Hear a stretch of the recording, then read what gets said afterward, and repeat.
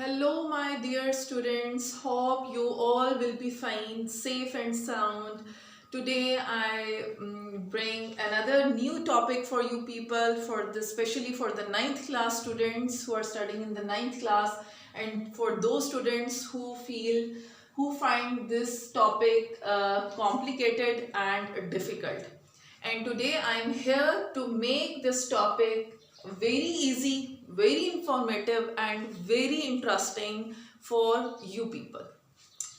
So, today's topic is types of chemical formula for a compound. Today, we are going to study about there are several types of chemical formulas, but today we will discuss about two types of the chemical formulas, that is empirical formula and molecular formula. But in types को जानने से पहले हमें जो है वो ये जानना है कि केमिकल फार्मूला क्या होता है और कंपाउंड क्या होता है। नाइन्थ क्लास के जो स्टूडेंट्स हैं, टेंथ के, फर्स्ट ईयर, सेकेंड ईयर के जितने भी स्टूडेंट्स हैं, उनको मोस्टली स्टूडेंट्स को ये तो बात पता है कि कंपाउंड क्या होता है। Compound is actually made up of two और more than two different types of elements. अब ये केमिकल फॉर्मूला किस चीज़ का नाम है, ये क्या है? कंपाउंड के बारे में हम लोग जो पढ़ते हैं कि हर कंपाउंड का एक केमिकल फॉर्मूला होता है। So the chemical formula actually tells us about which element present in it, किसके अंदर? कंपाउंड के अंदर। हमें केमिकल फॉर्मूला ये बताता है कि कंपाउंड में किन टाइप्स के एलिमेंट्स मौजूद हैं and their whole number ratio. It tells us about the two things. Chemical formula tells us about the elements, type of elements present in a compound, and the second one is it tells us about the whole number ratio of their atoms. You can see here there are several different types of formulas I have written for you people, लेकिन इनको समझाने से पहले मैं आपको chemical formula की definition जो है वो क्लियर कर दूं कि केमिकल फार्मूला के अंदर हमें दो चीज़ों के बारे में पता चलता है कि किसी भी कंपाउंड का उसके अंदर टाइप्स ऑफ एलिमेंट्स कितने हैं, ठीक है, और दूसरा हमें उसकी होल नंबर रेशियो पता चलती है। आज हम इन दो चीज़ों के बारे में डिस्कस करेंगे कि केमिकल फार्मूला जो है वो एलिमेंट्स को बताता है कि कंपाउंड के अंदर कौन कौन सी टाइप्स है एलिमेंट्स की, और दूसरा होल नंबर रेशियो के बारे में बताता है। अब मैं आपको ये चीज़ भी एक्सप्लेन करूंगी कि होल नंबर रेशियो होती क्या है। So here in the chemical formula elements symbol shows the type of the atom. Here you can see the chemical formula for carbon dioxide gas, right? This is CO2, and this is the chemical formula for methane gas, right?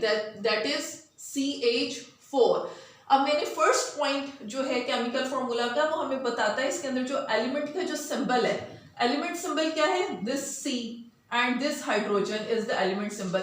जो carbon का elements का symbol है वो C है, hydrogen जो है उसका element का सिंबल क्या है? H है। इसी तरह से पीरियोडिक टेबल के अंदर जितने भी एलिमेंट्स हैं उनके सिंबल्स जो हैं वो आपको शो हुए हुए हैं, इस बात का आपको सबको पता होगा। तो एलिमेंट सिंबल के बारे में हमें बताता है कि ये टाइप क्या है। अब ये जो कार्बन का जो C है लिखा हुआ है यहाँ पे, इससे हमें पता चल गया कि टाइप क्या है, किन किन टाइप्स के एलिमेंट्स यहाँ पे मौजूद है। जो सेकेंड थिंग है वो यहाँ पे हमें बताते हैं न्यूमेरिकल सबस्क्रिप्ट। जो न्यूमेरिकल सबस्क्रिप्ट है वो हमें बताते हैं number of each atom in a compound. And what is the numerical subscript? This 4 is the numerical subscript. ये जो 2 है ये एक न्यूमेरिकल सबस्क्रिप्ट है। ये जो कार्बन सिंगल लिखा हुआ है इट मीन्स कि यहाँ पर 1 कार्बन एटम है, तो 1 को हम लोग ओमिट कर देते हैं, हम लोग इसको यहाँ पे लिखते ही नहीं है। अगर 1 यहाँ पे नहीं लिखा हुआ इट मीन्स के यहाँ पे ये एलिमेंट का सिंबल ये बता रहे हैं कि there is definitely 1 carbon atom. तो जो न्यूमेरिकल सबस्क्रिप्ट है वो हमें बताता है कि number of each atom in a compound के मीथेन गैस है उसके अंदर जो minimum number of hydrogen atoms होने चाहिए उस कंपाउंड में वो 4 है, राइट? और जो कार्बन के एटम है नंबर जो है कार्बन का वो दैट इज 1। तो हमें केमिकल फॉर्मूला किसी भी एलिमेंट का, किसी भी कंपाउंड का हमें दो चीज़ों के बारे में बताता है, एक तो उसकी होल नंबर रेशो और दूसरा हमें उसका एलिमेंट का सिंबल। ये सिर्फ दो चीज़ें होती हैं केमिकल फॉर्मूला के अंदर। किसी भी दुनिया का कोई भी आप कंपाउंड ले लें, and here are several different examples of different compounds। अब मैं आपको इन एग्जांपल्स के थ्रू इसकी जो केमिकल फॉर्मूला की टू डिफरेंट टाइप्स हैं जो भी मैंने आपको बताई, that is empirical formula and molecular formula, उसको मैं आपको जल्दी से एक्सप्लेन कर दूंगी ताकि आपको समझ में आ जाए और आपके जो एग्जाम्स हैं उसके अंदर आपको फुल मार्क्स भी मिलें और आपको कामयाबी भी हो।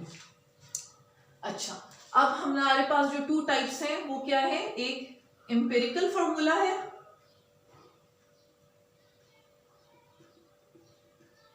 this is one type of chemical formula, and the other type of chemical formula is that is known as molecular formula. Empirical formula and molecular formula, these are just two types of chemical formulas which we study in the 9th class, right? आप FSc में भी पढ़ते हैं, आप chemistry जब तक जहाँ पे केमिस्ट्री है वहाँ पे सबसे पहले ये बेसिक कॉन्सेप्ट्स हैं जनरल केमिस्ट्री के जो कि आप सबको आने चाहिए, चाहे आप एफएससी में हैं चाहे आप मैट्रिक क्लास के अंदर हैं। अगर ये आपको पता होगा, इसके ऊपर आपकी ग्रिप होगी, बेसिक कॉन्सेप्ट्स क्लियर होंगे, तो फिर आपको आगे न्यूमेरिकल सॉल्व करने में, आपको ऑर्गेनिक केमिस्ट्री पढ़ने में बहुत ज़्यादा आसानी होगी। अब हम ये देख लेते हैं कि एम्पिरिकल फार्मूला और मॉलिक्यूलर फार्मूला में क्या डिफरेंस है, ये टू टाइप्स हैं तो वो क्यों हैं। एक्चुअली जो एम्पिरिकल फार्मूला होता है, it tells us about the simplest whole number ratio of an element, and molecular formula tells us about the actual whole number ratio of each atom। यहां पे मैंने भी आपको बताई थी कि केमिकल फॉर्मूला जो है वो हमें टू टाइप्स के बारे में बताते हैं कि types of elements, which type of elements are present in a compound, and the second thing is it tells us about the whole number ratio of an element. तो अब मैं आपको ये टाइप ऑफ एलिमेंट तो मैंने आपको बता दिया, मैं ये आपको होल नंबर रेशियो के बारे में एक्सप्लेन कर रही हूँ कि ये होल नंबर रेशियो क्या होती है। इसकी वजह से, इस होल नंबर रेशियो की वजह से टू टाइप्स आगे केमिकल फार्मूला की मजीद बनी, जो एक एम्पिरिकल फार्मूला था और सेकंड वन जो था वो मॉलिक्यूलर फार्मूला था। अब जो एम्पिरिकल फार्मूला है, it tells us about the simplest whole number ratio of each element in a compound. And what is molecular formula? It tells us about the actual number of each element in a compound। अब हम इसकी example ले लेते हैं कि ये मैं आपको कैसे समझाऊं। फॉर एग्जांपल, कार्बन डाइऑक्साइड का जो फॉर्मूला है, जो साइंटिस्ट्स ने डिस्कवर किया, उसको बनाया और उसको फॉर्मुलेट किया, वो था CO2।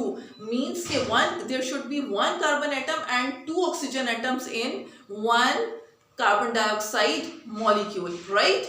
Similarly, there is methane, there should be one carbon atom and the 4 hydrogen atoms in the molecular formula of a methane gas। Similarly, sulphur dioxide है तो सल्फर डाइऑक्साइड के अंदर 1 सल्फर एटम होना चाहिए और 2 ऑक्सीजन एटम्स होने चाहिए। ये सारे फॉर्मूलाज आपको रोट लर्निंग इनकी करनी पड़ेगी, इनको क्राम करना पड़ेगा, इन्हें याद करना पड़ेगा।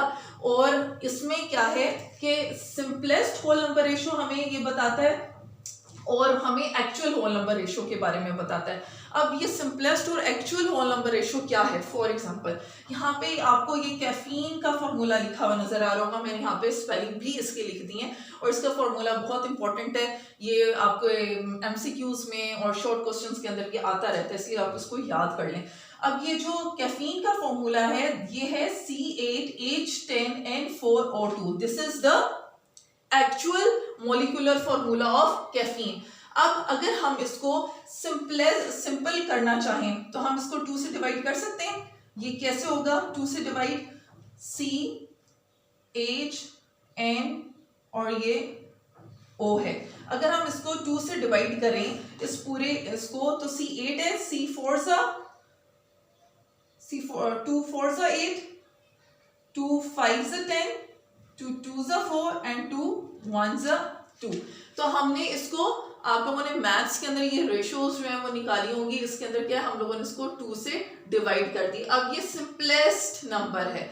इससे मजीद हम एम्पिरिकल फॉर्मूला एक्चुअली हमें ये बताता है कि मिनिमम नंबर ऑफ एटम्स एक कंपाउंड के अंदर कितने हो सकते हैं, ठीक है। और मॉलिक्यूलर फॉर्मूला हमें ये बताता है कि जो एक्चुअल नंबर एटम्स हैं, ये एक्चुअल नंबर ऑफ एटम्स जो हैं वो कितने होने चाहिए, कितने हैं, राइट। और जो एम्पिरिकल फॉर्मूला है वो हमें बताता है, this is the empirical formula, मैंने पहले भी इसको पी लिख दिया था, this is the empirical formula of caffeine and this is the molecular formula of caffeine। empirical formula क्या है कि हम लोगों ने इसको सिंपलेस्ट होल नंबर रेशियो के अंदर डिवाइड कर दिया। जैसे कार्बन है, उसकी सिंपलेस्ट होल नंबर रेशियो क्या है, 4 है, हाइड्रोजन की 5, नाइट्रोजन की 2 एंड ऑक्सीजन की 1।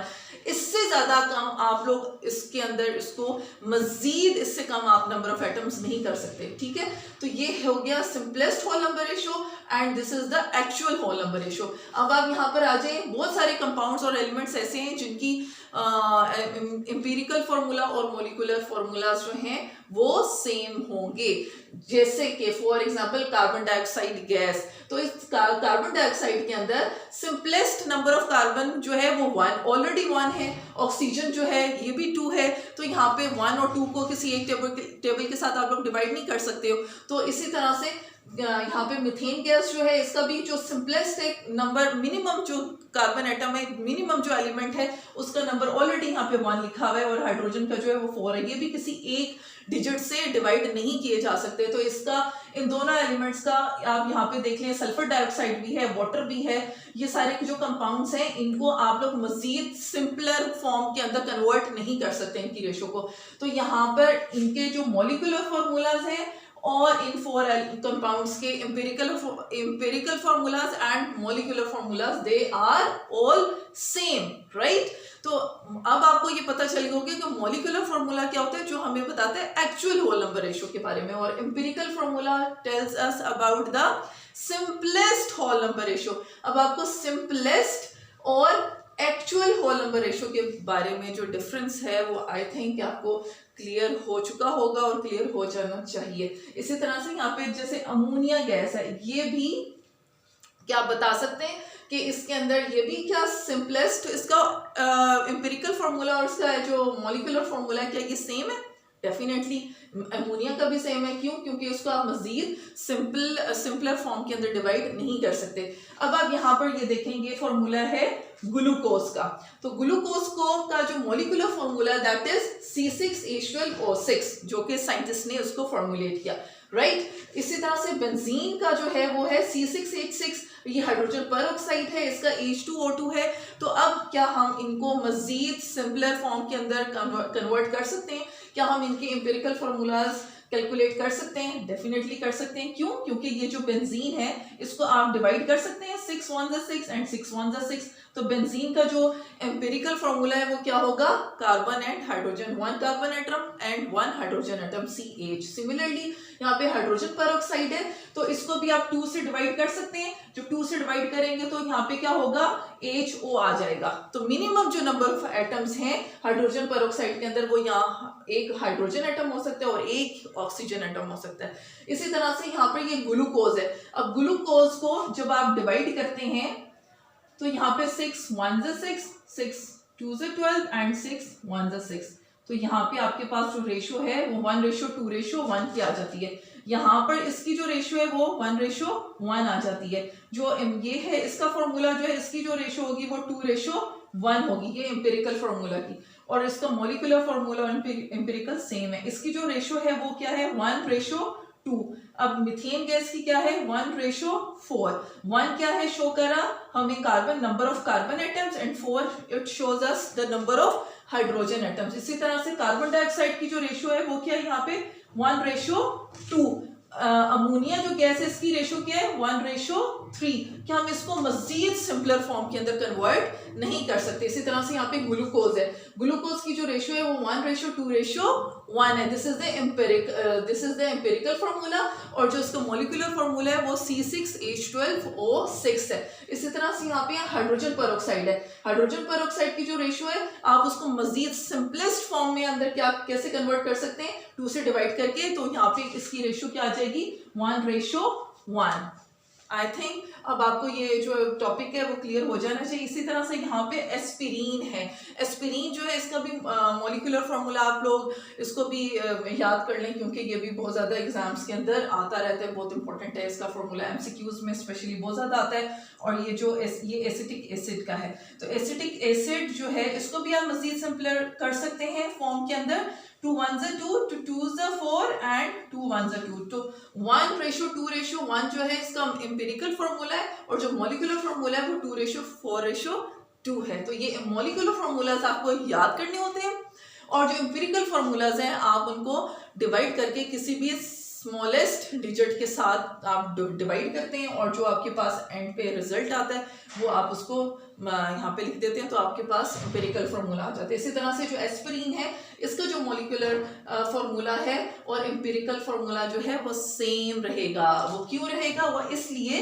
क्योंकि 9 है इसके अंदर, यहाँ पे एक इवन और ऑड नंबर जो है वो मौजूद है, तो आप इसको मजीद सिंपलर फॉर्म के अंदर डिवाइड नहीं कर सकते। तो इस एस्पिरिन जो है इसका भी मॉलिक्यूलर फार्मूला और एम्पिरिकल फार्मूला सेम रहेगा। If you like my videos then subscribe my channel, share it and follow me. BRB.